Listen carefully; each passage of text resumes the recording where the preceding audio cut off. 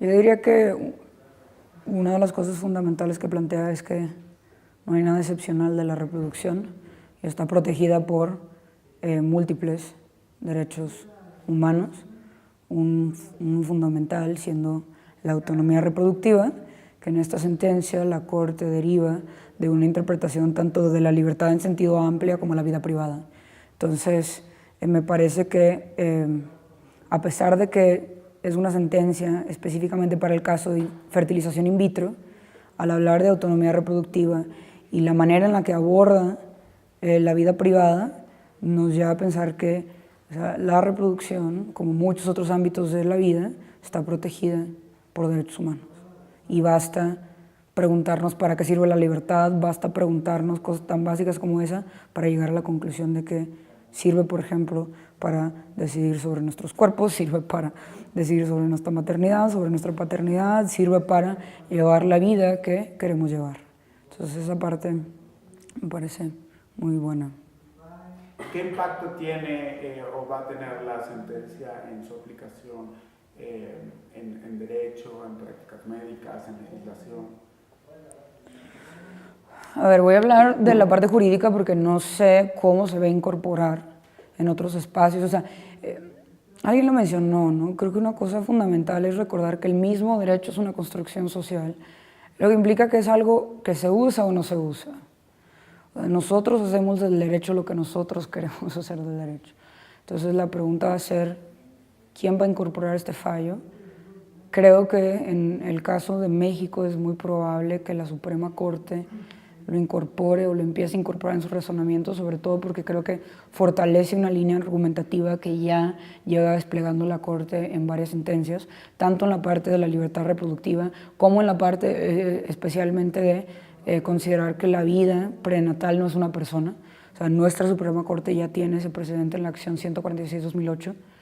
Creo que es propicio para que los litigantes precisamente las empiecen a incorporar de manera novedosa.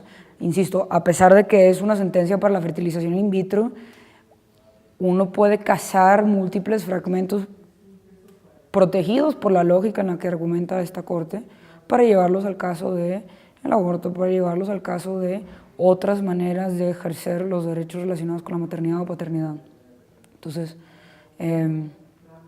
creo que todo pinta que se puede incorporar bastante bien, y eso espero, por las personas que se dedican, al menos en el mundo jurídico, a litigar derechos humanos. Hablabas que había sido colocado en el protocolo LGBTI en la sentencia. ¿Cómo fue esto? Por ejemplo, ya la misma Suprema Corte en su protocolo para juzgar casos que involucren la orientación sexual o identidad de género, que yo llamo el protocolo LGBTI, ya la misma Suprema Corte reconoció que Artavia no solo protege a las parejas heterosexuales, sino protege también a las parejas del mismo sexo o a las personas con independencia de su orientación sexual, porque una lesbiana también, porque quiere y solita, puede acceder a la fertilización in vitro.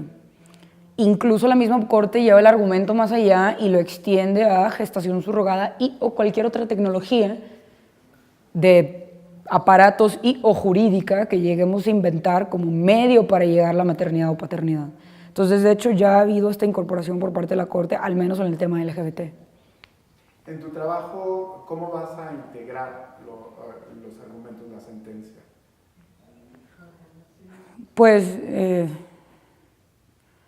por ejemplo, en todas estas discusiones de cuál es el fundamento de los derechos reproductivos, Artavia apunta a la Convención Americana sobre Derechos Humanos, entre otros instrumentos. O sea, la sentencia misma, pero no olvidemos que al final la sentencia no está razonada del cielo, sino alude o apela a ciertos tratados. Entonces, desde discusiones mediáticas de cuál es el famoso fundamento de los derechos reproductivos, que es como la sentencia de Atala, que ahí la Corte Interamericana reconoce como la privacidad también te da para la vida sexual. Entonces ya nomás en la Corte Interamericana ya tienes fundamento para lo sexual y para lo reproductivo.